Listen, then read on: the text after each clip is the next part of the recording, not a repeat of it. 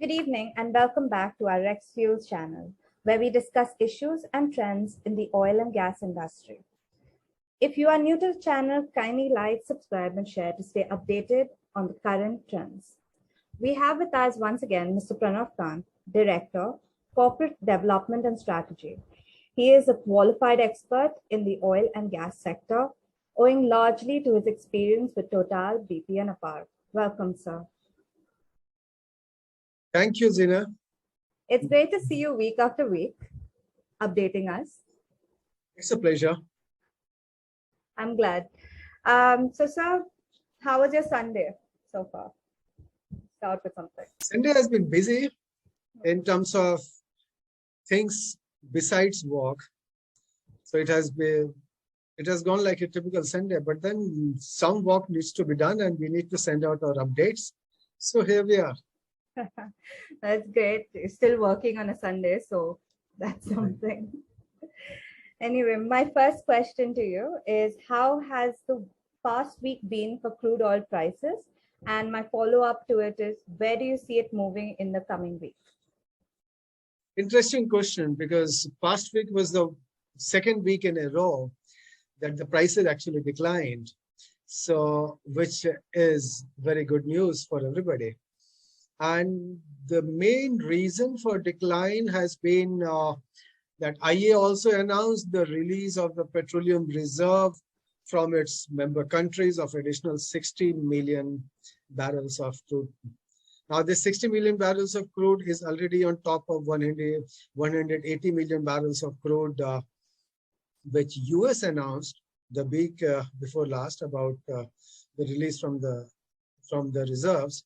So that brings it overall to 180 plus 60, say 240 million barrels. So that has been a clear factor behind the tapering of the oil prices.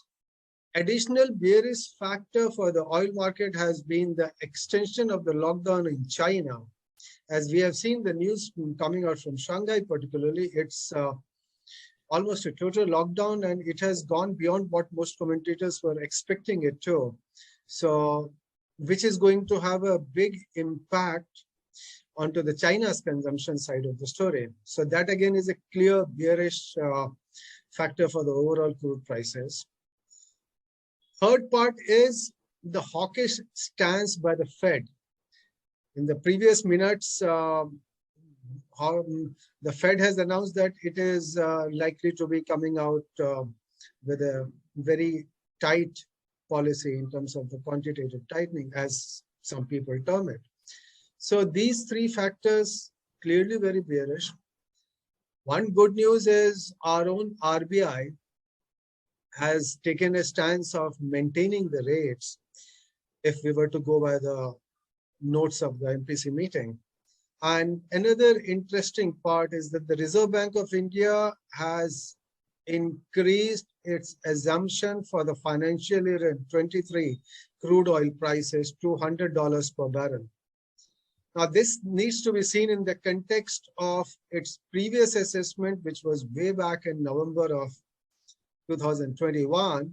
It was expecting financial year 23 for the crude to be at $75 per barrel. Now, 75 to 100, that's a huge, huge up.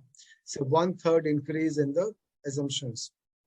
While the Governor Shaktikanta Das has made it very clear that it's fraught with risk, but if we were to take this RBI assessment of the forecast, so which means we are in for some long period of elevated crude oil prices. Now, we need to bear in mind that this $100 per barrel forecast by RBI is the average price for the whole of financial year 23. And we have just started. This is the first month of the financial year. So, which means it could go up and down in between to arrive at the average. But yes, for the current week, that has been the story.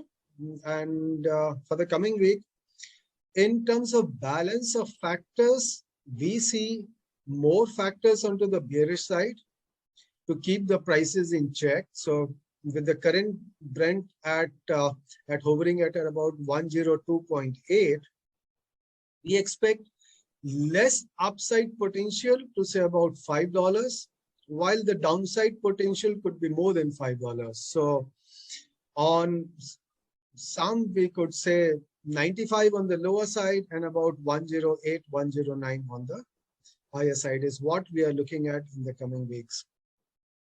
That sounds really insanely crazy. Um, but thank you for your insights on the crude prices as usual. And I'm glad you can join us. Uh, for all those watching, thank you for subscribing. Please share this video and follow us for more. Thank you.